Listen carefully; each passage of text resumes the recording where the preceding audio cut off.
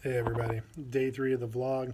Originally was going to talk about what we did in the first couple of days, talking about Charlottesville and talking about current events, and really making those connections with students. But today, unfortunately, it was announced that the DACA, or Deferred Action for Childhood Arrivals program, would be ending. This is going to be a real negative impact on your students, your immigrant students, and their families. And so just be aware of that today, as this is a time of uncertainty for them. And what are you going to do? So as an educator, what can you do to make your students feel safe regardless of their immigration status, and to help get them some information? One thing I want to warn is you got to be really careful. You don't want to do anything that's going to force students to reveal their documentation status or their family status. So just be very careful in how you approach that.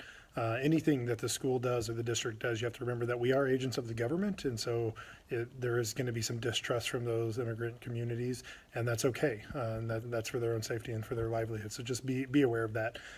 Couple of things that I think you got to do is you got to just show support.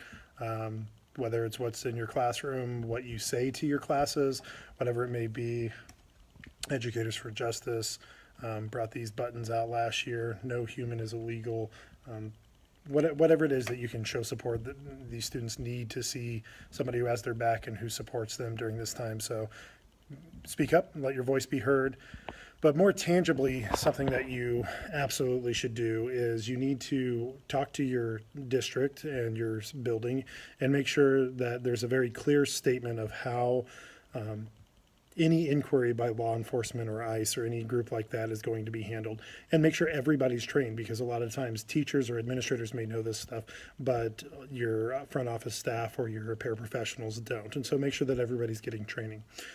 The Immigrant Legal Resource Center has a great resource that you can get. So they have the red cards, and they come in English, and then on the backside is either Spanish, Hmong, or Chinese. And so you can go on there and you print your own cards, or you can mass order if you're ordering over 250, and have those available to distribute to families.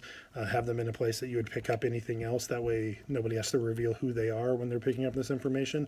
And then just start connecting with organizations in your communities that are trying to protect documented and undocumented immigrants' rights, and connect those families without having to go between you and the school.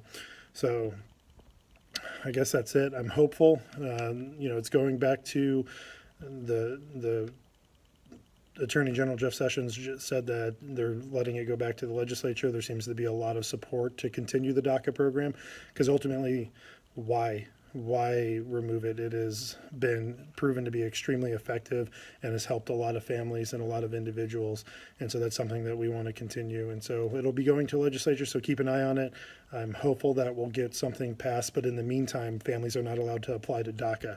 So keep them in your thoughts, keep them in your motivation into action, and what you're doing in your school and in your community to make it clear that they are safe while they're at school, and that you connect them with the resources they need. So until then, peace.